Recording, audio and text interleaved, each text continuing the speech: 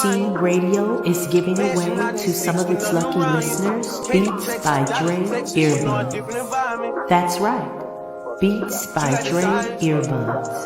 It's no cost to its listeners to register. Just go to gcradiohub.com and enter the free raffle. So don't hesitate. Go to gcradiohub.com, click on the earbud, register, and cross your fingers, because you could be one of the lucky listeners. These earbuds are priced at $169, and you can win a pair for free.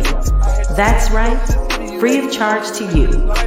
Just enter the raffle at gcradiohub.com and stay tuned to our live broadcast, The Cousin Chief Show, Afro Beats with King Glow, Uncut After Dark with Freaky and Friends, the Mississippi King on the Southern Soul Superstar Station. Stay tuned to any of those live shows and listen out for your name being called. At GC Radio, you have to get connected to stay connected. At gcradiohub.com.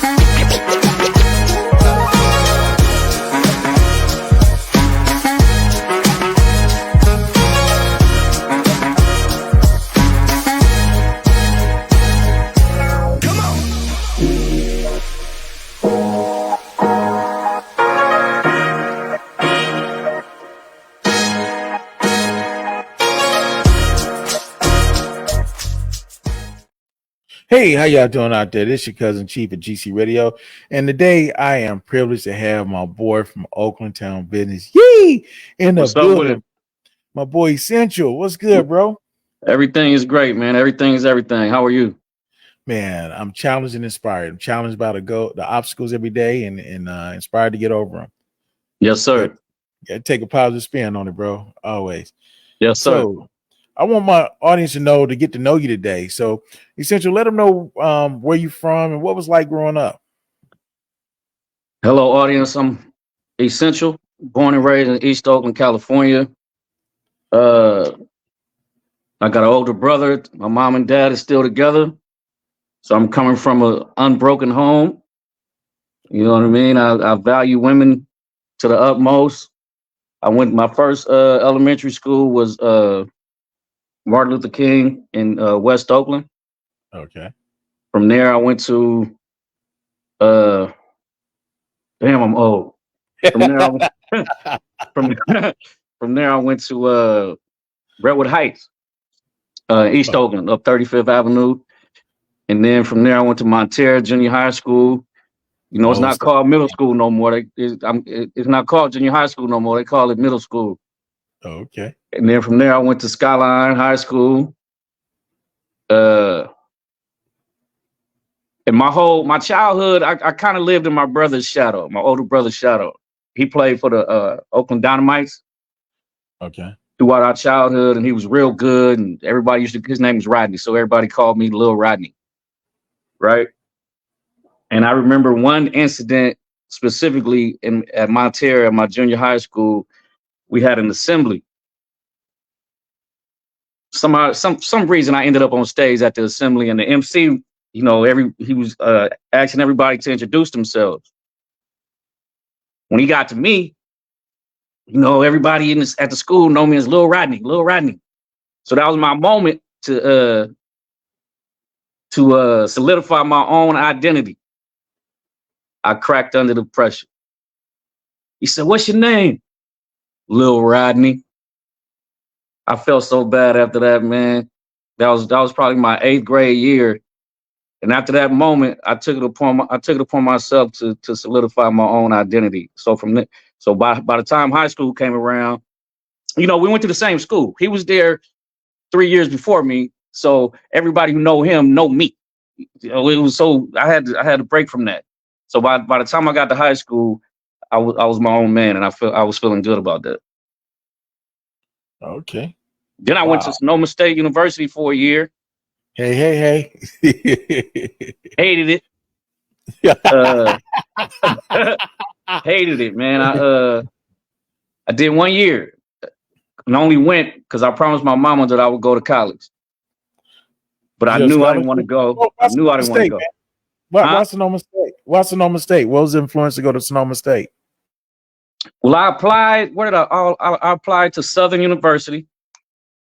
I applied to San Jose State University, and I applied to Sonoma State.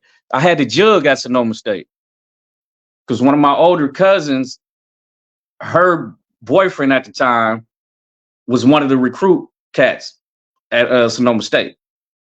So I had a line on there. So that's where I got accepted. Okay, I'm going there. I didn't want to go to either school, none of the schools, but that's where they let me in. I gave it a shot for a year. I would come back every weekend. I hated it up there. So again, I just did it to keep a promise that I made to my mother. So my last week there, I wrote a rap. I was like, fuck it, man, I'm about to rap, right? I'm about to write a serious rap because prior to that, me and the homies would always freestyle and, do what we do. But I wrote a real rap this time and I brought it home to the homies. Memorized it, brought it home to the homies and said it. And they was like, man, you probably should really pursue that. 2 years after that, I'm on tour with Digital Underground.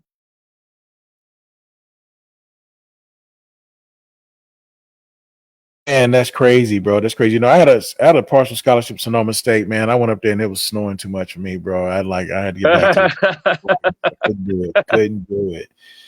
Yeah. So that's what was it like when you first get into music?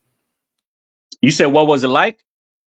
How did you get into music and what was it like when you first started dealing with music? You mean seriously?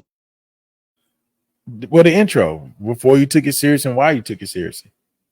Well, I've always been into music. Like, believe it or not, my favorite genre of music is R&B. I'd rather listen to R&B than anything. 70s R&B. That's my favorite genre of music. So I would, in 9th grade at Montero, I won best singer in the yearbook. And in the yearbook, my 12th grade year, I won best dancer and most spirited. That's for a different reason. I was drinking in high school, but so I've always been musically inclined. So when I first got in the music industry, it happened so fast because, like I said, I came home with that one rap. The homie said I should pursue it. 2 years later, I'm on tour with Digital Underground. I had the audition for Cletus Mack. My brother was my manager at the time. He put me in front of Cletus Mack to audition. Then I had to audition for Money B. And then I had to audition for Shock G, rest in peace. Right on, Shock. He didn't say nothing at first.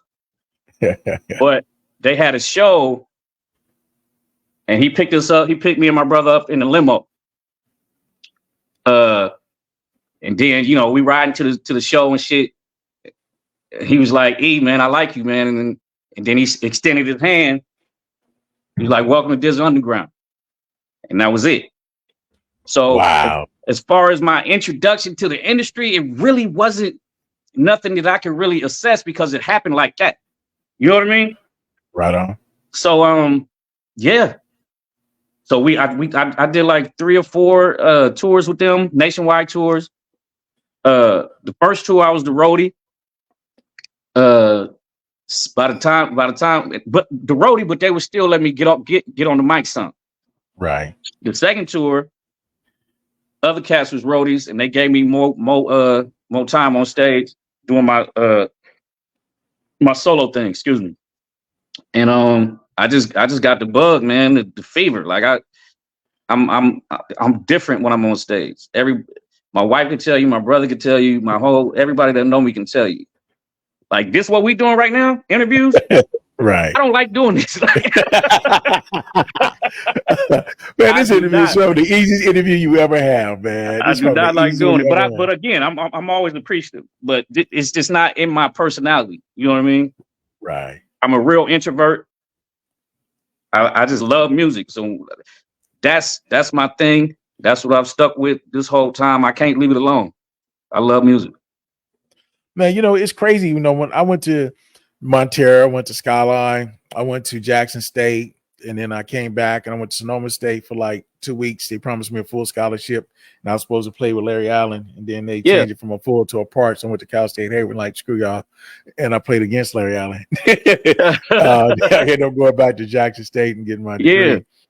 But it's trip. Like when you tell people you're from Oakland, everybody assume that Short and Hammer, E40. Dale. I'm like, yeah, I know Dale. Grew up with Dale. Everybody else, yeah. And then I met all those guys, but I don't know them personally. No, man. Dale used to live around the corner from us. We both used to run the house for the street lights clicked on, play football in the streets. Yeah. And then, Adam and I were Boy Scouts, so I met Adam and John Fisher used to play in the league. We were all Boy Scouts. You talking about A+? Yeah, we used to be Boy Scouts, and A+ lived the trip is the whole hieroglyphics. We all lived in the same neighborhood. Adam lived maybe 4 houses down from me. Tajay lived around the block. Casual lived on my same exact street, maybe 10 houses down. So we all stayed like up there. Okay, I'm gonna give you one on Adam. He probably get mad at me when he see me. Ask him how many times he had to go to Eastmont Mall on Saturday morning in his Boy Scout uniform. We all had to go, man. I used to hate it, man. Cash would come in and they would rank me all day. Yeah. You in the uniform, man. I used to hate it, bro. Hey, another thing about A+. Because we all used to play on the block, on the street. Right. My brother. My brother shot A+ with a BB gun. Wow. Because he was aiming for a pole, the old school telephone pole. Right. He was aiming for that. And A+ was coming down the street on a bike. We always playing outside. So he was riding down the hill on a bike. It was just perfect timing. My brother shot the BB gun. And he went, fell off the bike. That shit was crazy, dude. Hit him in his back. I'll never forget that. Oh, I'm about to ask you about that when I you should ask you. I bet he remember that. I'm gonna hit him. But yeah, man, we was Boy Scouts. I used to hate it. I used to love when we went to Santa. We used to go out there to Monterey a lot. And they had campgrounds out there. And like we used to stop. One time we was watching whales. There's like, the Scoutmaster. My dad was one of the Scoutmasters. Look at the whales. Yeah. And we had this dude named Bobby Mendoza, Bobby Finch, rest in peace. Bobby like, come over here, y'all, come over here. I said, wow, you can see the whales better over here. Man, damn the whales, come over here. So we went over there to the right, and they had a new beach down there. And we was just laughing, and everybody like, why they over there and the whales over here? Yeah. Y'all get us back. Y'all get back over here. Like, right. No, it's better sights over here. Yeah. Them were the days, man. Like it was like at Martin Luther King, they would take us camping and stuff in the mountains, and at Redwood Heights, we would take field trips and shit. I imagine they still do that these days, but it just seemed back then like no worries, man, no stress, no nothing. You know what I mean? It was a trip. It was a trip. Yeah, man, days was different. And I remember we used to go outside, and we would even drink water out the water hose because we didn't want to come in and have to stay in. You come in, you stay in. Oh, we stayed outside, man. Right. Nobody got sick, got no disease. Right. We drinking out the water hose. The dog drink out the water hose. You water the grass, the water hose. Right. Like we ain't going inside. We gonna get eating sour grass, all type of shit. Yeah. It ain't the same. I remember we used to go up to King Estates and Charles P. Howard and play basketball on the little Dunkin' courts, man. Yep. And we gone all day. Parents even wear it. We gone all day. And we come on like nighttime or go to Great America and come back at 8, 9 o'clock. We in junior high and stuff, man. Yep. I mean, it was different times back then. It was a different time. Yes. Now these days, I'm afraid to let my daughter go anywhere, man. It's just different. But you gotta let go of that. You gotta let go of that string a little bit. That's what I'm learning. She's 16 now. Just turned 16. Man, you're doing the right thing, brother. Trust me, you're doing the right thing. I worked for juvenile hall for 19 years. I'm telling you, you're doing the right thing, bro. Yeah. But she killing it though. She go to Skyline. Oh, okay. She in the in the fall she'll be a junior. Okay. And she's currently like ranked second or some shit in her class, whole entire class. So she killing it. And this weekend coming up, we got to drop her off at San Francisco School of the Arts. She's doing a month-long camp program at their school. And I'm scared as shit. Like, man, she gonna be living in the dorms and everything. Right. So but I can ease your pain, man. My ex-wife used to work up there, man. They got high security. They take care of the students. The tuition.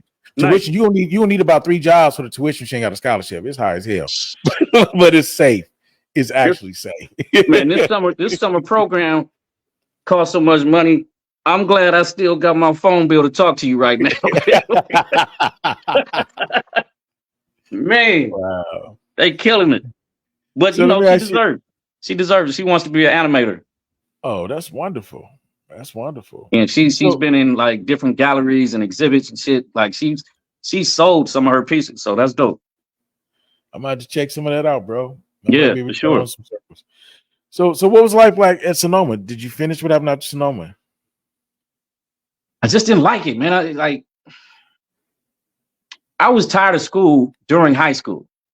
You know what I mean? So college, I knew I wasn't gonna finish. Again, it was just a promise to my mother. And the only class I went to at college was the drama class, like acting. I didn't go to no other class. And I stayed at they were apartments, but they were still attached to the living, system at Sonoma State.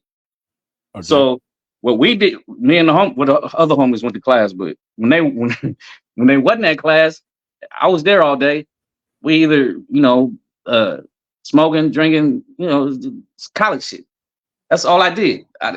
When drama class came up, I took my ass to school, but I didn't go to no other class. I was tired of school, man. After high school, I knew I didn't want to go. I was done. And I took this after I dropped out, my mama said, okay, now what is you gonna do? You're gonna have to get a job, you're gonna have to do something. You can't just be living in this house not doing that. So she set me up with this I don't know what she did, but she made it happen. She set me up with this assessment test. Okay. To become an engineer. And I aced the test. So we were thinking I was about to be an engineer. Then timing is a trip. I got the call from a shop to go on tour. So had I not got that call, I would be an engineer right now. Ain't that a trip? That's a trip, bro. What year did you go to Skyline? I graduated Skyline in 94. By 1990, I graduated at 17. By 1996, I was 19 on tour with Disney Underground. Wow. That's crazy. Man, when you was at Skyline, who's the drama teacher up there? Was it Mrs. Garrison? Mrs. B. Yeah. Now, I had her because she used to always brag about teaching Tom Hanks. Yes. There was a fellow named Armin Brazil and I. We had to do a project where we had to do Shakespeare, and we improv'd it, Shakespeare from the Hood.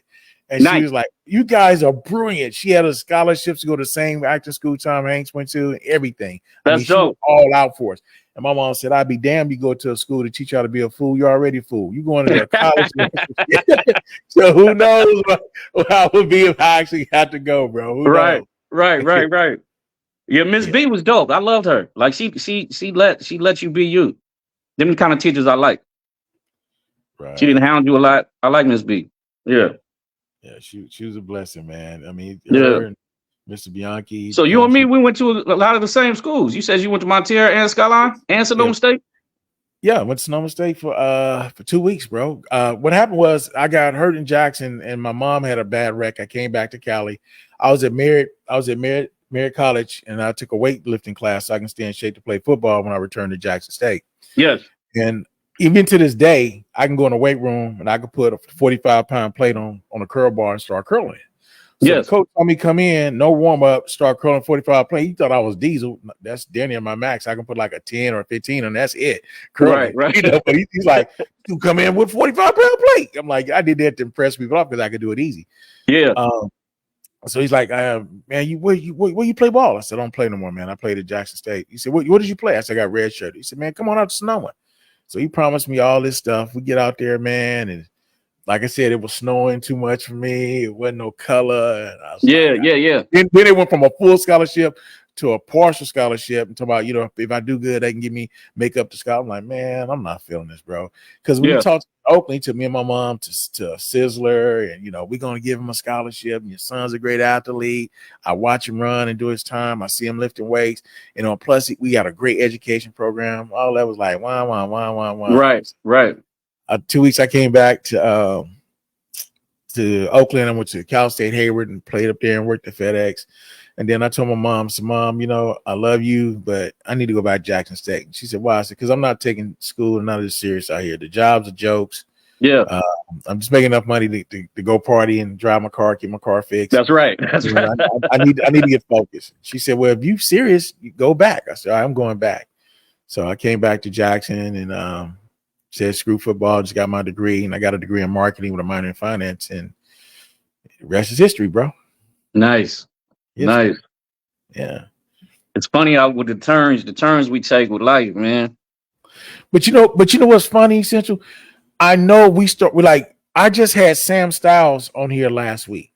The videographer. Did Black August, did Kurt Franklin, did E40, did MC Hammer videos, and Sam lived on Margarita, you know, by Bottleneck up the hill. Yes. He lived on Margarita. Yes. I lived on the very street before it's called Marisol. And when we talked about, they used to battle, his street battled my street every day. Our two streets battled every day. Football, bike ride, basketball. And, you know, Pat Pete had a brother named Gilbert, was Danny, looked like Patrick Ewing was Danny tall. He was like 6-something, all of us little lumpers. Yeah. So they killed us in basketball when they had Gilbert. When they had Gilbert, we gave him a run for their money, you know. He's like, in my story, y'all never won. I'm like, come on, bro. You gonna do us like that? He said, I'm the writer of the story. In my story, y'all never won. Y'all was defeated every time. I'm like, okay. Yeah. But it was a trip that, you know, we've known each other since we were like 10, 11 years old. And when I went to college, you know, he was still in high school and he went one way and I went the other. And we, you know, I saw him in passing. And I never knew all the stuff he did. I knew he directed the Black August movie and he did some videos, but I didn't know he did Kurt Frank and all these other people. Right. I'm like, wow, you know, while I'm at home watching these videos, my boy directed them. Right. You know, and I'm still here like, I'm sure, you know, Adam, we go a lot more people. We know the same people. And then we're on tour with Digital Underground. Like Dale, he was on tour with Q. He was in the Lynch Mob. Yes. You know, and Dale's my boy, but Dale's interesting. I remember I came home one summer and I took him to Bayfair Mall. I said, what you want to do, man? He said, I need to go to KB Toys. I said, for what? He said, I want a lava lamp and some Legos. I said, why, Dale? It's 480 interlocking pieces, dude. I said, Dale, are you serious?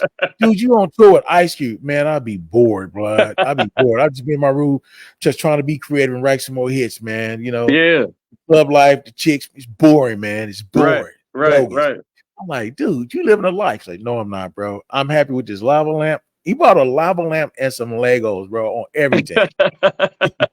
He said, where you want to go now? We go to Blondie's, get some pizza, man, and go home. So then we go up to Blondie's, got some pizza. I was like, damn, like, man, I mean, I would dream being to go be on tour with Cube and the things you're doing, and you're like, oh, it's boring, it's whack. I Yeah, said, what man. about you? Man, that's ancient. All he want to do is Parliament stuff. It's Yeah, ancient. everybody ain't got the same vices. You know what I mean? You're right. Yeah. But there was a beast in computers, man. We just knew he was gonna do something with computers and all that other stuff in his life. I mean, he was like a beast with computers. Yeah. I mean, I ain't gonna tell all his business, but Dale was banned from using computers until he turned 18. I just leave it like that. I just leave it like that. Dale was a beast. Enough said. Say less. Say less. Dale was a beast, and I'm talking like 7th grade, bro. Beast. Yeah. Like War Games. The kid on War Games. Dale was. That's crazy. That's crazy. So it's just nice, man, and an honor, man, for me to see cats from my neighborhood, same surroundings I grew up in, and hear positive stories, not all the negatives. Because when we grew up, everybody was saying you'd be lucky to be 18. Yeah. It'd be a miracle we get 25. But we had shows like The Cosby Show, Different World. Like we had positivity. There's nothing positive. Everything is ratchet now, Yes. It's like, everything is ratchet now. The ratchet sells. Yeah, it's cool to be a dope fiend. It's cool to get shot. Back in our era, it's cool to be the shooter. Right. It's cool to dope. It's cool to be the square guy. Yeah, now it's cool to be the dope fiend. I'm like, yeah. Man, everything in flip flop.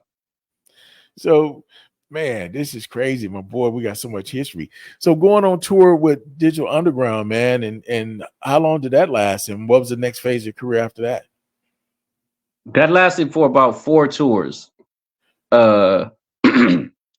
So I've been to, I would estimate I've probably been on those tours. I've probably been to about 40 states of the union. And it was cool, man. Like I learned a lot. I didn't learn how to interview well, which I should have, because I went to a lot of interviews with those. But Money B taught me a lot. Shaq taught me a lot. We the girls were there, you know what I mean? The drugs were there. It was just a wild time in my life. Not even 21 yet, you know what I mean? And I had big fun. I learned a lot. And I'm still appreciative of those guys. We still talk. We still do songs here and there, me and Mun. They're my brothers, man. I hate Shaq is not here, but that's life sometimes. You know what I mean?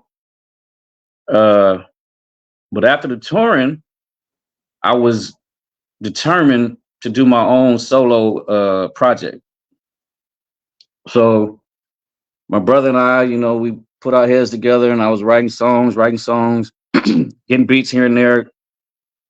I got some beats from the Mechanics. Before they were the Mechanics, you know what I mean? Right. And we put a project together. It was called, what was the name of my first album? Damn, I'm old. Everything to Lose. Okay. Was the name of the first project. And it got a good buzz. Got a good buzz out in the town, in the Bay Area. So I felt like I was, on my way, really. Then I met a woman. There's always a woman to the story. See, what happened was, and I met a woman. You know what I mean? So, and I met her at Hot August Nights. No. I skipped something. I put out the first project. It did cool in the Bay Area. Then I did another project with the group Choice Cuts. Okay. That was our first project. Then I met a woman. Met her at Hot August Nights in Reno. She lived in Atlanta at the time. I still stayed in Oakland. Man, life happens, man. You know what I mean? Life happens. So we started talking heavily and feeling each other, and she got pregnant, you know what I mean? And so when she got pregnant, I made up my mind that since it was cheaper to stay in Atlanta than it is here, in Oakland, I would move there. Okay. So I'm getting shit together around here to move. I didn't tell my family nothing. I didn't, I didn't, but I knew I was moving. They didn't know. He's like Alibaba, thief in the night. I'm out of here. Right. So, but when our third trimester hit, I got on the plane with all my shit and left. And then we probably got an apartment the following week, moved in together, and we've been together ever since. I stayed in Atlanta. So my musical trajectory was going on the incline, but that move made it go on the decline. Right. Which makes sense. You know what I mean? I wasn't around and nothing. So I stayed out there every 10 years. Atlanta was cool. Yeah. It didn't feel like home, but we were able to buy a home there. So we still have that home. We're renting it out now. Okay. Moved back to the town. Definitely not for financial reasons. My daughter has sickle cell. Okay. And if you know anything about sickle cell, the hydration and climate are very important factors as it pertains to physical health. Right. So we were at one of her checkups one time in Atlanta at the doctor's office, and this particular time the doctor was Black. Normally it'd have been white doctors. Right. And she told us, she was like, because we're having small talk and shit, and she said, where you guys from? My wife's originally from San Antonio, Texas, but I'm from Oakland, California. So when I told her I was from Oakland, she was like, is there any way you guys could move back to Oakland? We were like, why? What do you mean? She was like, the weather there is far better. And during this time in Atlanta, my daughter, she's sickly, months and months and months sickly. And they were about to give her a splenectomy. They wanted to take out her spleen. Ooh. They said that would make her feel better. She was sick all the time, in the hospital, all the time. So I was like, no, y'all ain't doing that. We going to Oakland. We weren't ready to move. We weren't ready to pack up or nothing. We didn't have the finances to do it, but our daughter's health is the most important thing. Got up out of there, moved in, we all moved into my parents' house. And for a while, my daughter's health got better. But eventually, she succumbed, her spleen again succumbed to the sickness. And she they gave her the operation out here. But once she recovered, let me find some wood to knock on. I'm about to cry.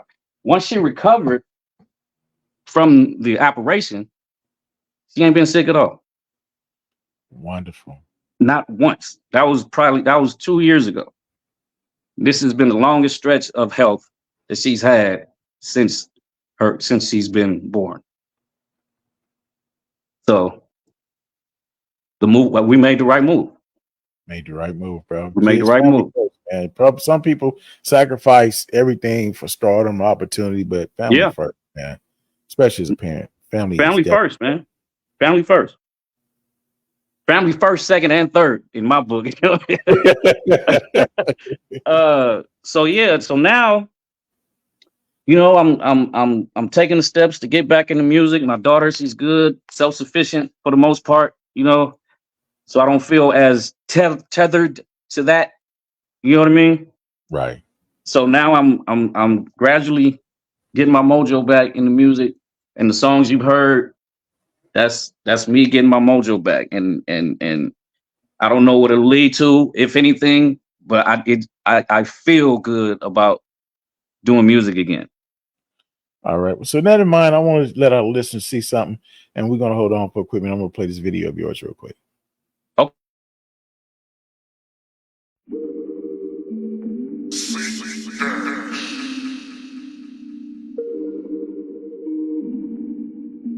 Yeah, whenever I'm on the scene, it's going up, and I keep me a winning team, we showing out, yeah, never a doubt, it's another one like the other one. Stay playered up, keep the paper layered up, keep some women around me because they hate less. Don't keep no niggas around me unless they true. You know how niggas be, all fidgety when they make less. Yes, we all know a few, but fuck it, blow the dice. Blow the dice for me twice. Blow 'em twice. It's another one of them nights. Tell the bartender run it up. I'm coming up, I'm doing, but I ain't done enough. Let's fuck it up. We ain't never on snooze. We on cruise. Ain't a movement if it don't move. We don't lose. Tell the Rachel she can run it up. I'm coming up. Yeah, we doing, but ain't done enough. Let's fuck it up. Blow the dice. Blow the dice for me twice. Now kiss the motherfuckers one time. Blow the dice. Blow the dice for me twice.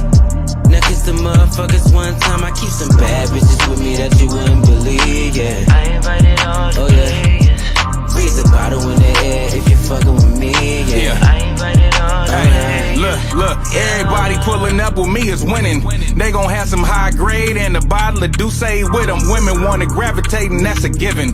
Party with us after, come for the laughter and drink spilling. My crypto account just made a killing, so everything's on the ceiling. Who got the nerve to say they can't feel them? Yeah, we bring the vibe into the building. Rock it out and we chillin'. Then it's back to the villas with my villains. Tonight's the night I'm inviting all my NIGs and all my BITs. CHs came to please. You won't see no PH in my all-inclusive crew, cause girls is players too. I thought you knew. Follow us to the top floor, we finna pop corks. If you's a player, bring anybody you vouch for. Come with your own vices, don't usually outsource. Keep getting that money, let them pocket watchers count yours. Blow the dice for me twice. Now kiss the motherfuckers one time. Blow the dice. Blow the dice for me twice. Now kiss the motherfuckers one time. I keep some bad bitches with me that you wouldn't believe, yeah. I invited all the players. Freeze the bottle in the air if you fucking with me, yeah. I invited all the players. And if it's fuck me, it's fuck you. If I don't deserve it, then who the fuck you? I'm just due, getting my just due. I'm up too, I'm just up in the uppage. Shrooms, weed, and molly packs stuffed in the luggage. Keep pumping the budgets, yeah, we gon' show up but won't do nothing for nuggets. If the price you come with ain't what's up, I'm dumping the subject. Gotta love how we thug it, can't you see that we with all the shit? About to wake the sun up before we call it quits. Blow the dice, blow the dice for me twice. Now kiss the motherfuckers one time. Blow the dice, blow the dice for me twice. Now kiss the motherfuckers one time. I keep some bad bitches with me that you wouldn't believe, yeah. I invited all the players. Freeze the bottle in the air if you fucking with me, yeah. I invited all the players, yeah.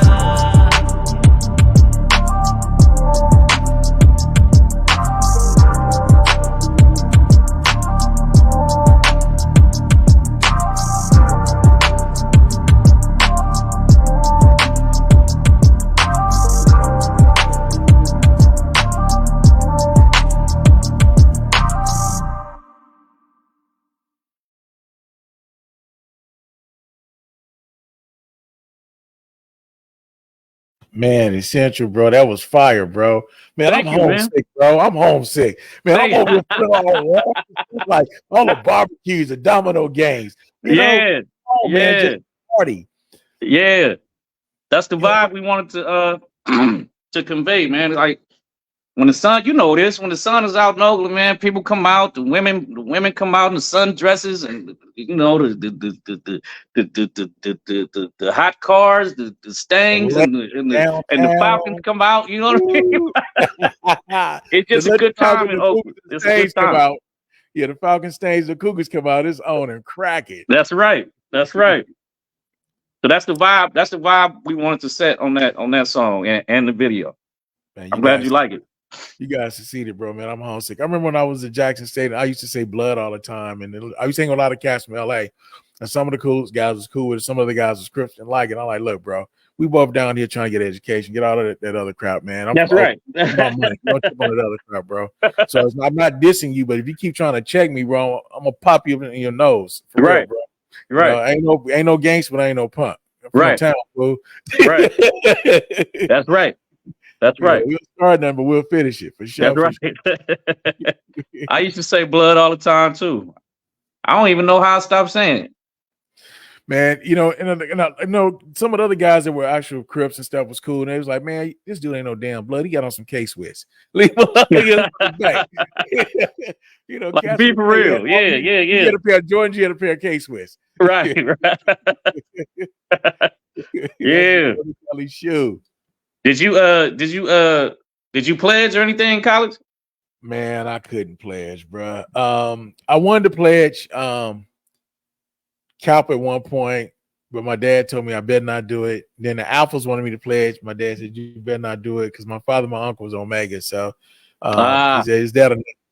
And then by the time I could, and then like my sophomore, junior year, they were on suspension. My senior year, they had a line, but I was trying to graduate, bro. My senior year, I had 18 hours in the spring semester. In the summer semester, I took 21 hours over the summer. So wow. I was either take all these classes and leave or come back another year. And I'm like, oh, hell no, I'm out. I mean, at this point, I feel like a professional student because I changed my major. It's time to bounce. Right. I could do nothing, study and work. All the times that I free Nick and all my other partners' colleges and sleeping on the couch and touring. Yeah. I had to pay for it in the end, man, to buckle down and graduate. I admire people who are able to finish college because I hated it. And it could have been the school I went to, could have been, but I just know that I was tired of school. Like, and I take out to my dad. My dad was actually offered a full rides, academic scholarship to college. Right. He went to the Navy. He was tired of school too. He was the problem with college, bro, and I might get blasted for this, and if I get blasted, what it is, college don't teach kids all of what they need to know. Yeah, they teach them enough to be well-rounded and educated to navigate and hop from sector to sector as an employee. They don't teach, especially the HBCUs. They don't teach intellectual thinking. They don't teach entrepreneurship. They don't teach motivative interviewing, how to read people, things like that. They teach you how to be a good student. They teach you how to persevere and weather the storm and work somewhere till you get a retirement check. But those options are no longer here no more, bro. It's very rare somebody works somewhere longer than 10 years these days. Right. It's not there. And I'm grateful for my foundation at Jackson State. But the things I learned to make it here, I didn't just get there. I had to go for trial and error, different jobs, and learn on the way. Working at City in the marketing with Mike Weitzman, working at Pacific Gas and Electric, Ernie Anderson, rest in peace, and my dad, Ron Tucker, John White, all of them are gone. Rest in peace. They gave me an opportunity as a youngster from Black College and believe me and let me do my thing within. And the reason why I say this, bro, if I'm lying, do the facts, and I apologize if I'm lying, but I'm willing to bet $100 to $1 I'm not lying. Yeah. Show me an HBCU that has a marketing department that the marketing department markets the school. Now, if you got a professor and your professor have a doctorate and they go around, I'm Dr. such and such. I'm Dr. such and such. I got this prestige title. I studied and I know all this. Why the school don't trust you to do their marketing? Yeah. Why you have all these students? Why these students can have an in-house internship? You market the school. No one knows the culture in the school better than the people on campus every day. Right. But you hire an outside agency like mine to market the school, but you got this doctor, this PhD person there that's supposed to be renowned. And what they don't understand is that it's good to know the strong fundamentals and elements, but you can't teach me to be an entrepreneur and you never was one. Now I can't teach. That's a valid point. You can say I can't teach. You can tell me I can't teach, and I can show you your lie. Because being an entrepreneur for 19 years, I know what it's like to work and not get paid for your work, not to close the deal, and what it's like to work and not to get a check. Teach call in sick, you get a check. Ain't no entrepreneurs don't get to call in sick. You have to produce. You have to be good, and you have to be consistently good. So I feel that they don't teach certain elements of success. They teach you how to be a good employee, to get a job, to come every day on time, teach you professional development. They teach you professional speaking so you can get out there and talk your way into the door to get the job and get that check and pay that huge student loan that they give you. And they're able to do it because it's rigged. You can get a student loan for $200,000 before you can get a damn car loan for 15 or a business loan for 30. That's right. But they'll give you 200,000 to go to school, knowing that you might not graduate, you might not even get a job when you finish, but you can get the student loan.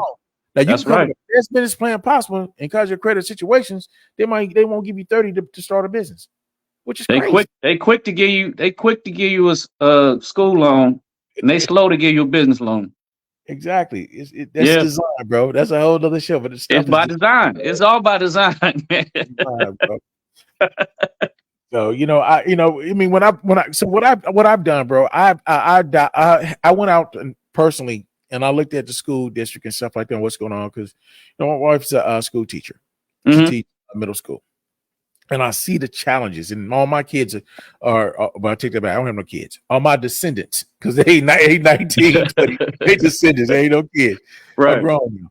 But when they were in school, I used to volunteer at the school. I used to help out and do a lot of stuff. And I would used to teach the in-school suspension kids and challenge them and ask them what they want to be. Grab your phone, since you got your phone out anyway. Tell me whatever you want to be, how much you can make with a GED, with a high school diploma, with an AA, and with a degree. And that will motivate them to go to school to see the levels of pay change with level of education. If you're doing the same 8 hours doing the same job, why not get the most pay for it? Put yourself to do better. Then you don't need 2 or 3 jobs. And so I recently adopted a high school in Jackson, Mississippi, and we're going to teach them how to run a radio station, how to do marketing, advertising, how to make banners and put them on the walls and charge banners on the fence, how to do business plans and logos and make money out of the community, get the community engaged instead of begging. That's dope. And I guarantee you, once I do this one school, more schools going to come around and want to get involved, because this is a big deal. These teachers are teaching, and I got nothing against the teachers. The system have the teachers, and put it right. The system had the teachers teaching out of a syllabus, and life don't go by syllabus. There's no plan to do nothing. There's a bunch of obstacles, goals, and hoops and hurdles to go through, and you got to be able to adapt. And if you don't learn how to adapt with critical thinking, you're not going to make it. Well, it said I'm supposed to turn right at Albuquerque, then go 10 paces. Well, that might not be where the opportunity is. It's a struggle in finding a target market, distribution channels, looking at just-in-time inventory versus something else, hours of operation. I mean, all that's a key factor. It all ties in.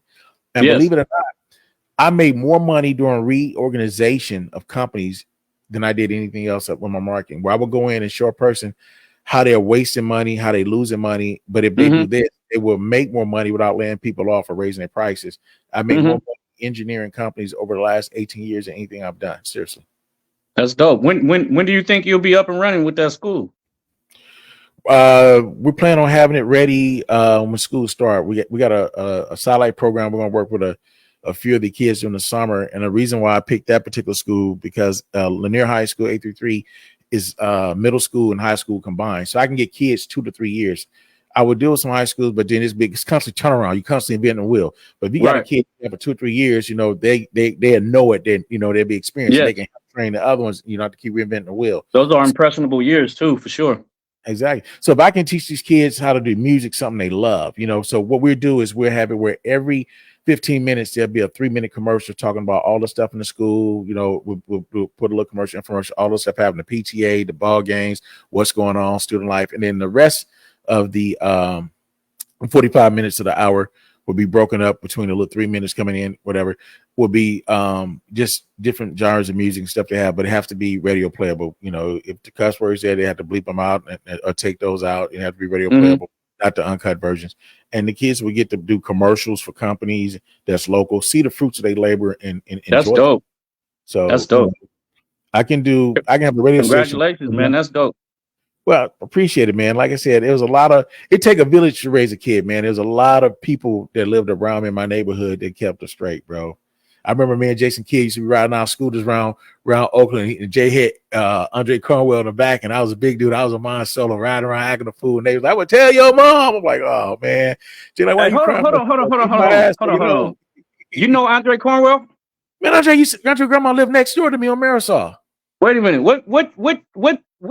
What year did you go to Montero and Skyline? I graduated Skyline in 88. I graduated early. I was supposed to graduate in 89. I got out a year early. So you probably know my brother then. Who's your brother? Rodney Campbell. Get the hell out of here. That's your brother? I hit your brother last week. The punk called me back. Tell him I'm going to get him when I get back.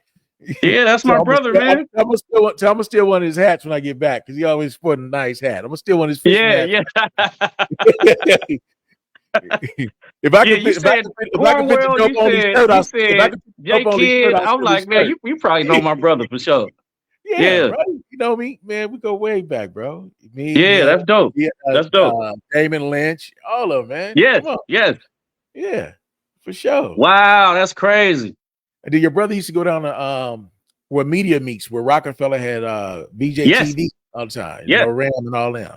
I was in Town Biz. I was in Basketball 316. I was in Watch Phoenix Rise.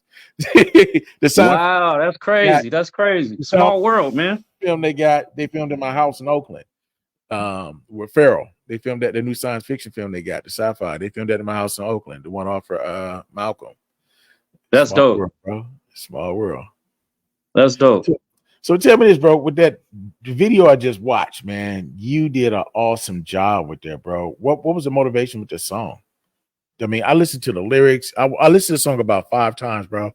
And then I put it down. I picked my phone back up one more time and listen again because it made me homesick. What was the motivation? What was the motivation, man, with the lyrics, bro? You was on point and precise with that. I'm at a point musically where I want to speak about not only what I'm doing, but how I'm feeling. Okay. And joy, and it's a lot of negativity in music, and I ain't on that.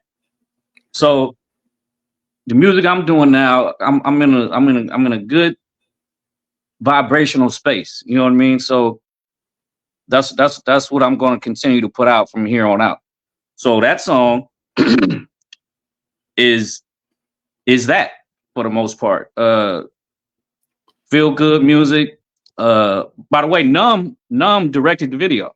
Numbskull. What? He shot that. Yeah. Now I interviewed Numb when you guys were over there in Germany, man. Numb came out with the goose down, with the hoodie. I'm like, man, you gotta go start breakdancing or what? Right. And he told me you was on tour with him and his son, man, and y'all was rocking. He said, you know, we had a real good interview with Numb. I said, man, I got it. Germany. You guys up. Yeah. Germany is crazy, man. Like this was my first time performing overseas. Uh-huh. And this is not to talk bad about, you know, America or even the Bay, but it's just real. Like the reception you get from the crowd out there, right? And in comparison to the reception you get out here, it's night and day. It's absolutely night and day. Like they go crazy, dude. It's like we going crazy on stage. They going just as crazy in the crowd. Out here, you got motherfuckers at the show watching you like this. Do a split. Do James Brown. You know out there, they going crazy, man. You know, I can stage dive out there, like it's crazy. I love performing overseas, and I just wish maybe it's because we spoiled out here because this is where hip hop started, and you know we didn't seen it all for the most part, but it's just different. I love performing out there, and we got a couple more shows in September out there, and another one in November. And according to Numb said next year, 2025, we out there the majority of the year. He said in Europe. Wow. So man, you're gonna have to call your boy up, man, and walk around with the cam and do the GC Radio on the go live behind the stage, overseas, different countries, and check in with us, man, so we can follow your journey. Everybody I will absolutely do that, man. For sure. I appreciate it, brother. Appreciate it. For sure. And this is a wonderful feeling, man. You know, get to sit back and meet a brother from town. I know your brother. We got history. Yeah, that's crazy. All the people know together. and it's amazing when I interview people from Oakland, man. They turn out like, Mom, we got so much synergy, but we ain't around each other every day. But we got so much synergy that connects. Yes. And, you know, it's amazing. Yes. It's that town shit, man. Town business. Yay! For sure. For sure. Amazing, so I wanted to ask you, what made you get into you know media and the shit you're doing now? Well, man, to tell you the truth, bro, I had no choice, man. My mother used to work for Al Heyman. So when I was a Okay. kid, she did the Miss Black America pageant. She worked with Lee King in Jackson, Mississippi. She worked with Al Heyman when she got to California, and also worked with Bill Graham Presents. So Yeah. even when I was from elementary school, when I went to Montero, we was at the Cow Palace, was at the Circus Star. I mean, I had front row seats to everywhere we went, and I also had backstage passes. My dad, man, it takes too long to talk about that cat. That dude used to work for Gamble and Huff. So he worked with the OJs when they was on top. Nice. Aretha Franklin, Lou Ross at the peak of their careers. And Yeah. he worked with L.A. Reid and Kenny Gamble. Mhm. So he did marketing for him. And then Dad used to do the Young Black Programmers Coalition. He was over that. And then he was a marketing right-hand man to Jack the Rapper. So if any old schools talk about Jack the Rapper convention, you can ask them. And if they tell you the truth, they'll tell you during the daytime, there was only one little fat black kid allowed in the pool because Jack called me nephew and I called him Uncle Jack. He wouldn't let nobody get in the pool but me. Yeah. Now, during after 6 o'clock, I had to take my butt to the room. It was adult thing, and that's how he made his money. Yes. But in the morning, up until like 6 o'clock, no one was in the pool but nephew. We got in the pool, Jack, like, get him out of here. That's nephew time. Yeah. So I guess you got it by osmosis, pretty much. It was in you. It was in me. And then I got a break, man. When I was at Jackson State and I wasn't playing football, still a big dude. I was about 6'3" and a half now. I think I was 6'3". I think I grew a half inch when I got out of college. I was 6'3", about 275, 315. And my boy did Bill Bellamy for homecoming. He said, man, I need a favor. I said, what you need? He said, I need you to be Bill Bellamy's bodyguard. I said, man, I ain't got time for that crap, bro. He said, man, look, I'm desperate. I give you $500 and drive him all around the city and let him see the city so he can put in his jokes and tell him about all the professors and all the stuff in the school so he can put in his jokes. So, it'll be funny. People can relate to it. I said, you're going to give me $500 for that? He said, yeah. He $250 now and $250 after. His name was Tim. I said, Tim, I'll give my money. I'm gonna whoop your ass. Don't play with me, boy. He said, I got you. And you backstage. I give you some tickets. I said, all right. So Bill and I connected when I did that, man. We connected. I told him about Dr. Smith spitting on everybody. He stuttered, and this professor did this. And he put it in the in his act, and they laughed because everybody knew exactly what he's talking about. Right. So Dr. Smith got mad because he was my marketing advisor. I was a marketing student. So he's like, who told the boy to talk about me on stage? And he like, Rosenthal did it. That was Rose. He'll be in summer school. F. He's like, tell your mama you ain't going to Watts. I said, what I'm going to Watts for? You from the ghetto. I'm from Oakland. Oakland, Compton, Watts, ghetto, same thing. You be in summer school. So he dogged me, man. He dogged me. So Bill called me up one day and said, hey, man, what you got going this weekend? I said, not much. He said, there's a guy I want you to hook up with. I said, who? He said, his name Hamburger Jones. I said, what you do? He said, he's going to be in Alabama. He's going to be at just a school in Alabama near Shreveport. How far is that from where you are? I said, man, it's about 2.5 hours. He said, they'll give you $500 to do the same thing for him. I said, you know Louisiana? I said, yeah, man, I go up to Grambling a lot. So yeah, I know the area. He said, yeah, I'm gonna hook you up. And so Hamburger hooked me up with Shucky Ducky. Shucky Ducky hooked me up with Hamburger. Yeah, Hamburger. He hooked me up with Shucky Ducky Quack. Yeah. Shucky Ducky Quack Quack. Shucky hooked me up with Cheryl Underwood, and that's when she was just starting out. Yeah. And that's when Dale Givens was bigger than she was. So me Cheryl, and he also hooked me up with DC Corey. DC is funny, man. Yeah, he is funny. I remember we came to Jeffries and he ripped him up. It's funny. So when I graduated from college, I met this guy named Eric Cobbs. Eric Cobbs he's a preacher now. He used to be a promoter. And my guy, Brother Wayne Jackson, I worked with Eric and we started promoting comedy shows. He's a promoter. We did the marketing, we street team stuff, got the stuff out there, the barbershops, the cars and all that. And then we worked some out with Eric where we started getting more involved with Eric. And then Eric like, well, man, I got a lot of stuff going on. So then we hooked up with Andre and we kind of like took over and Eric fell off for a minute. He had some stuff he had to handle. And Andre Covington used to be the uncle on Tia and Tamara. They always had the vest on, his shirts off. Mm-hmm. He's a radio DJ in Fresno now. So he hooked us up with Laura Hayes and D. Militant. And if you remember Comic View back in the day, he used to say Faces of Comedy on the upper left-hand side. Mm-hmm. So we used to do the Faces of Comedy coming shows at Kimball's, Cafe Echelon's, Jeffries. We also did at the Showbox in Seattle. We did in LA, also Atlanta. So we did a little circuit with it, and we did it for about 3 years. So I used to give Cat Williams, Rodney Perry, Pierre from How to Be a Player, used to pay them like $250, $150, $300 to get on stage. You know, wow. And back in the day, and pay them all the time to do stuff. You know, we're doing that Jeffries, we're doing that Echelon. Now, let me get on the stage. And Rodney used to impress me, man, because that brother come in there with a clean suit on. I mean, straight out the cleanest, and do a joke where he was in the military and he was in infantry, crawling in the suit on the floor. Like a brand new place. So like, man, you know, brother, I know gonna go all out for a laugh. Yeah, yeah.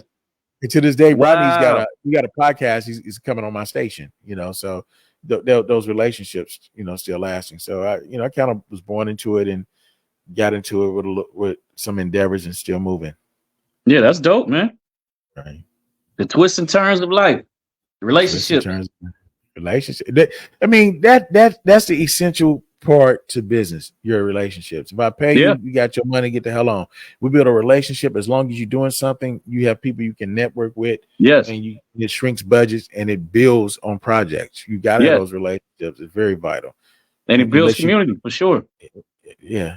So, brother, tell me this, man. How can my people reach you on social media? I only showed one of your videos. You have a arsenal of hot songs and music, and I don't want to spoil it for it, but I want to do a little research and go catch you out and look at some of the other views. And it's got, man, I mean, you one of my favorite Oakland rappers. I'm not saying that because you gave me the interview, but I really feel the music, bro. I mean, Thank you, man. I'm not gonna go into it and talk too much, but we all know why all the ratchet music is out there for powers that be. But I appreciate when somebody plays something that I don't mind listening to car with my kids. You know, thank you, man. I remember when I used to listen to Two Live Crew and my mom coming to the car, I had to turn the radio off. My kids playing 6 year like, man, you better respect me. I'll slap the hell out you. Turn that shit off when I'm in the car with you. I ain't your friend. Right. You don't probably be my friend. You live with me. I can't go to your house. You live in my house. I appreciate it, bro. Currently, what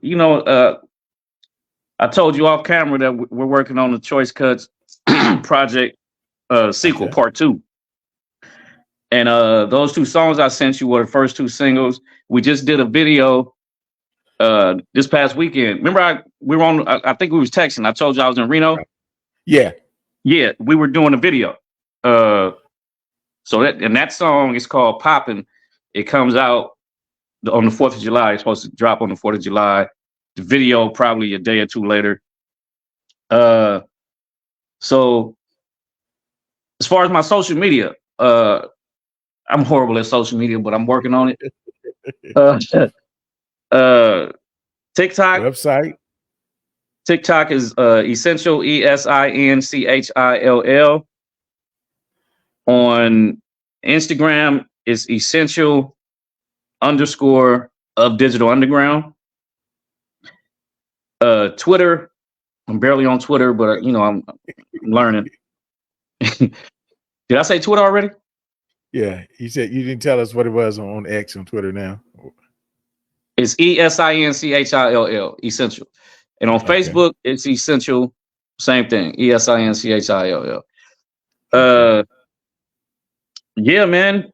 I'm learning this new wave of the industry, music industry, where everything seems to be predicated on your social media fame, or it's not the music anymore. Is how many clicks you can get, how many likes you can get. You don't really have to be talented, it seems. Well, you know what's unique, bro?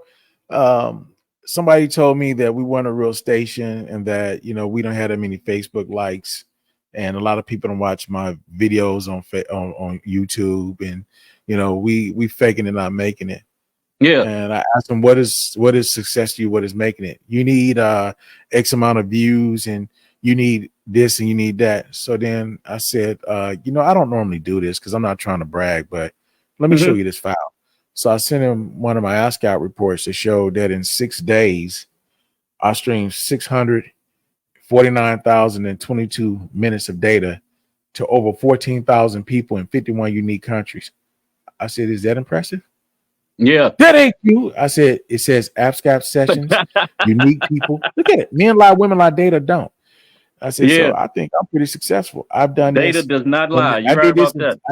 I did this in 9 months with no money spent on advertising, with marketing the videos, the quality shows we do. Because what we doing today, bro, is not your average interview. We're giving people an experience, something different. Yes. The people that listen Yes. to your music, that know you, know me, and we're getting to know you, will get to know you today. Not just Yes. the beats and the tracks and the engineer and the video editor. They're getting to learn the person. Yes. And that most people don't know the people. All they know is the Yes. hype. Yes. And speaking on building relationships, I'm gonna throw you an alley oop, see if you take Okay. it. If you find, not even find, but if you know anybody who might want an essential rap verse, Uh-huh.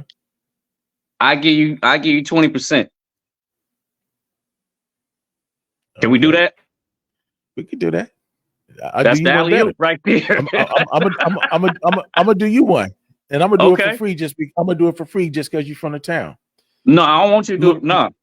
Bro, I listen, like to. listen, I don't want you to do it for free. Essential. Listen to me. We're gonna work together. I'm not worried about this. There's a gentleman by the name of Rodney the Boss. Have you ever heard of him?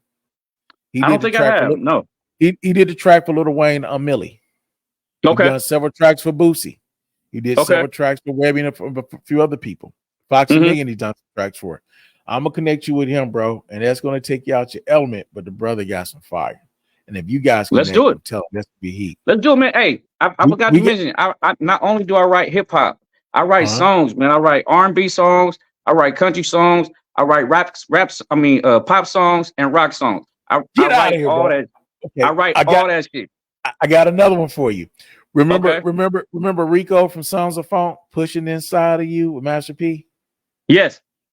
Rico is in Louisiana. They're filming a Southern Soul series about a Southern Soul singer that's a time traveler on Southern University. And I can't say who he is, but this man is known from New York, is looking at picking it up. That's all I'm going to say. I'm not going to say no more of that. He's known for TV shows. He's a rapper, and he's looking at picking up their series. And he just opened a studio in Louisiana. So I got music for that. So he has a Southern Soul band right now, and he also does country. He got this country song called "I Got a Drink Just to Be with You." I'll send it to you. It's dope. But I'm gonna connect you with Rico too, bro. He's doing a lot of trail runs, and they just did a truck. They got this group. They got a truckers ball. They go in all of the Southern Circuit states and stuff like that. Yeah. And they do truckers ball, and a lot of truck drivers come out and support it.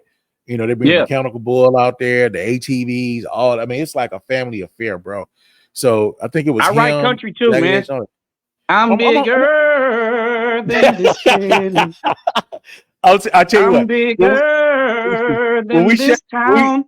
When we shut this down, I'm gonna put my name belongs on a marquee. My name belongs in lights. Wait and see. You ain't heard the last of me. I write that shit, man. Look, I'm gonna put you and I'm gonna put Rico in a chat. We'll get off this phone, and I'm gonna also put that track in there. I got a drink. I'm serious. I love the song. You know, especially when your significant other get on your damn nerves. You want a drink, and you hear, I got a drink just to be with you. Right. Hit home. But I'm gonna definitely link y'all two up, bro. I mean, I got it, man. We cool. You know, I appreciate it. I got you. It's good. I appreciate you, man. Thank you. Let me tell you something. If you give me $1, then you tell me, Rob, get your ass on. I paid you, but you know, we help each other out. The friendship, the relationship is endless, bro, and that's priceless to me. Building a relationship. I got money. Sure. I ain't rich, but I got money. What I don't have is enough relationships and real people in my life. When you meet real people, bro, and I meet real people, I train the gang to grab onto them because they're rare breed these days. Yes, sir. To find real folks, bro. And you're a real brother, yes, sir. Man. And anything I can do to help, let me know. I appreciate you, man. I'm gonna do one further. You told me you're married, right? Yes. So send me a picture of later of you and your wife, and tell me what kind of wine y'all drink. My brother owns Water's Edge Winery in Sugar Land, Texas, and I have him to put y'all picture on a label, a bottle of wine, and I have it sent to you. That's dope. My wife loves wine too. Well, my brother owns a winery in Sugar Land, Texas called Water's Edge Winery. It's like $1.5 million franchise. You know, they got great food. If you ever in the Houston area, Sugar's on the outskirts near Katy. I'll take care of you and your wife for a whole dinner with me, bro, for real. You know, I'm not asking to pay for it. I'm going to pay for it. Like when I go to my brother, his wife loves me because I come in and I don't ask for nothing for free. I believe that we need to patronize each other. When I go to McDonald's, I pay. When I go to the gas station, I pay. So when I go to my stepbrother, I need to pay. I go in, you know, cash him out $600-700, buy a cold bunch of case of wine, come on back, and then I enjoy it. You know, it's like, man, you my family. We ain't got that. I said, no, let me explain something. You owe $1.5 million on this place. You feed your family on this, dude. Yes. And I need you to stay open because when I come to this area, I want to get my salmon. And when I come in the morning, I want my grits. So if you ain't open, I can't get it. And we need to patronize each other, bro. I mean, seriously. That's right. That's right. Only our community always want to hook up, but don't want to hook nothing up. Mm-hmm. You know, I read something somewhere about how long $1 stays in the Black community 2 minutes. In contrast to how long it stays in other communities. Not even a day. Damn near. You know what I mean? 2 minutes. 2 minutes, bro. 2 minutes. I mean, honest. I was like out here. I mean, I really miss home because home we got all these like vegan restaurants and vegetarian restaurants. You know, like vegan mob. Man, when I come home, man, the first place I'm going to vegan mob. I swear, give me a taco. That's the first place I'm getting when I get home. You don't have a lot out here. Out here, you go to the gas station, bro. Get you some fried chicken. Get you some chicken gizzards, get you neck bone, greens, cobbler. You get a 5-course meal at the gas station, bro. Right. Serious. I mean, for real. You That's dope. Some healthy stuff. They're like, huh? You want salad? Right. Right. So it's hard to stay up down here, bro. That's the South. It's hard, bro. It's a struggle. I get up every morning, bro. At 5 o'clock, I'm in the gym from like between 5:45 to about 7:30 every morning. I take Saturday off. I even go on Sunday before we go to church. I do it 6 days a week. Saturday I take off. Because my family get together and do a Zoom call. And we hold on. Dream, I'm on my interview. Hello? My bad. Yeah. No problem, bro. So, you know, I'm big on family. I'm big on trying to stay in shape. You know, there's not a bunch of guys that's 70 years old and 65 years old, over 300 pounds. They in the cemetery. So I'm trying to get down to 75 again. That's right. That's It's a struggle, bro. And you know what? I love the feeling from working out, but I just hate the workout, bro. But I go do it anyway. Yeah. I'll be disciplined. But it's worth it. It's worth it. In the end, it's worth it. Yes, sir. That's why you feel good after you're done. Yes, sir. It's worth it. We talking about sustainability, man. We need to be here. We need to be here. I mean, what good is building all this up and leaving it, and then I go and then my wife get a boyfriend, they get to enjoy all this stuff I don't build. That's right. Come on, bro. I ain't that ain't cool. You know, that's right. I'm going, you got to enjoy it. You got to enjoy the fruits. Exactly. Yes, sir. You got to be able to do it. You got to take care of yourself. Without you see, people got to understand Black Lives Matter, and so do us. Men, we concentrate on being providers, and we neglect ourselves a lot. That's somebody had when they put out for Father's Day, and I laughed so damn hard, bro. I swear, I almost broke my computer. For Mother's Day, they showed the roses, the balloons, the suits, going out to dinner. And Father's Day, dude had a Hostess cupcake with a candle in it and one balloon. He didn't even get the big piece of chicken. He said a Hostess cupcake. Right. I laughed. We all know there's a huge disparity between those two holidays, man. We all know that. Exactly. But I just for laugh, sure, bro. I laugh. But I tell my kids, you can't buy me. I don't want you to buy me. Just show me appreciation. You can give me an e-card, don't cost you nothing. Just my acknowledge that you appreciate what I provide for you. That's all I need. Love is an action word. And I tell my kids this, bro. And I don't know if you tell your kids, I tell them, your father and your mother are the only two people on God's earth that genuinely want to see you do better than them. Yes. Just because you are who you are. Not because I can leech on, I can get something out of you. We want our kids, success to a parent is seeing their kids succeed them. Mm-hmm. That's success to parents. Whatever they do, that you give them the elements and the material and the structure to do better than you did. Yes, sir. Right. Yes, sir. Well, man, That's the main objective of parenthood for me. Same to put my child in a better position than I was. A lot of people don't get the assignment for whatever reason. They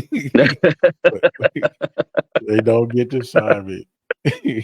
You know what's funny, man? When I was in my first marriage, man, and we got divorced, and I had custody of my kids, and I still got them, man. I mean, they like roaches; they ain't going nowhere. They were pops. Everywhere you saw me, you saw my kids. Everywhere you saw my kids, you saw me. If they was in a tournament, the pigskin in Vegas during Thanksgiving, I was right there. If they was in Sacramento playing for the Dynamites, Dad was right there. You know, they was doing soccer, Piedmont or Fremont or wherever, Dad was right there. Dad was always wherever his kids was, man. I mean, I made a personal point. They want to spend night at one of their friends' house. I need to know your friend's parents. I need to go over there and visit with you. I mean, my son is 19 and he got a little girlfriend that lives about she lives about 2.5 hours from her. She's about 100 miles from here. He met her on the internet. Internet dating stuff is crazy. So I told him, you can't go see her. He went to see her for Mother's Day. And I said, first of all, I need to talk to her mom and dad. Second of all, you need to go buy her mama some flowers. You don't go see the mom on Mother's Day and don't bring the mother no flowers. You're trying to date her daughter. Right. I said, third, you need to hear him get up out of here because you need to be home by 9 o'clock. You know, straight up. You know, I mean, he's 19, you know, he's still my son. You know, he ain't my child, he's my son. He's a young man growing development. I need to let him have room to make mistakes and help him with them. But you know, I still want to know what's going on with him. All my kids on 360. If you drive in a car that I helped you buy, you on 360. You don't get on 360, park my car, give me the keys, go buy your own. It's not the rule. I mean, my mom told me this, bro, and I live by it. She told me life in this house is a dictatorship. And I'm the dick. You break the rules, you're gonna get fucked. I mean, serious. My mom was cool to everybody. She was like the mom to everybody. But me, she was like the dictator. She's like, you break the rules, you're gonna get fucked. So my son would come downstairs to me, you know, Dad, this is a dictatorship, and I'm the dick. I say, all right, now you don't say that last word because it'll happen to you. Right. I'm the dick. I'm like, all right, Dick, get your ass out of here. But you know, they're great kids, man. I just want to see them do better than Dad did. You know, that's it. That's the goal. Yeah, that's the goal. Man, we're gonna go ahead and sign out, brother. And I thank you so much. I gotta have you back, bro, especially when you tour to do the G-Shred and the Go thing, man. And we're gonna definitely hook up after the show because I'm definitely gonna hook you over Rico and Rodney, bro. Real talk. And this is another thing. I want to ask you this. I know you're a busy man, but I want to know if you have time. We're doing a competition called I Got Next, and I Got Next we'll have a rap category, R&B category, Southern Soul has like rap. Southern Soul got many categories. There's Southern Soul rap, Southern Soul trail run, Southern Soul country, and Southern Soul like the new blues is not really R&B. So all that is considered Southern Soul. Yeah. And so we're gonna do I Got Next in all those categories, and we get like Rodney the Boss is gonna be one of our producers. We have a couple more producers on board. And if we can get you to come on board to do whatever you like to do and work with some of this new talent that we find, and there's a lot of talented guys that are gamers. And this is the key to my success, bro. I'm putting it out there. I don't give a damn what nobody do. If you can beat me doing it, do it. You know, if you can't, watch me. We have about 39% of my fan base that are gamers. I have a radio station called, and we got a new website. It'll be up in 2 days called Global Gaming Grid. We have the people that create avatars live vicariously through their avatars. You know, Second Life, IMVU, Grand Theft Auto on 5M servers. So not the Sony and the Xbox, the ones use their computers and go through 5M and do the role playing stuff. So we did two things. We created a tablet that your character can raise. So while you role playing and playing, you can order Uber Eats from your tablet from your character. You got to get off and go nowhere. You still and play, and your character got this tablet in his hand, and you can order it. And what's unique about it, it has privacy screens. Crazy. So other people in the universe with you can't see what's on your tablet. They only see the what's on the face, like the interface, whatever the homepage is. That's all they could see. So if you're watching, excuse my language, porn, or you're doing your banking, or your social media, they only see the cover interface. They can't go beyond there. Now, if you have it where other characters can use your tablet, you can't see what they're doing. They can't see what you're doing. It's total privacy screen for the user.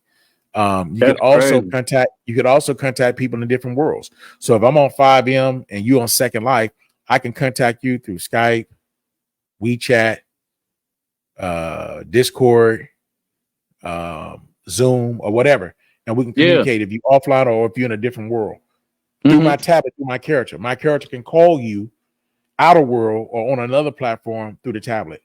You can shop at Walmart, That's crazy. Target, Coach. That's crazy. We put any advertisement on there, and we put our radio station there. And so we also have our radio station in these worlds where we search for gamers that are also artists because they stream a lot. So a lot of the artists stream my station because their music on the Gaming Grid station, and they're telling people about it. So we get a lot of word of mouth advertising from streamers.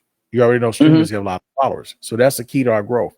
We have 189,000 people hit our website in 21 weeks without $1 spent on advertising. You killing the game. I got over 680,000 listeners, and I got my ASCAP reports. I'll send them to you. I mean, it's data. I mean, I don't have 680,000 people every day. I'm not going to lie. But when we market and promote like big interviews or things we're doing in certain shows we do, the masses come. When I do my Wake That Ass Morning show, bro, I have over 10,000 people tuned in. And I do some crazy stuff, bro. You got to catch me the boy. It's crazy.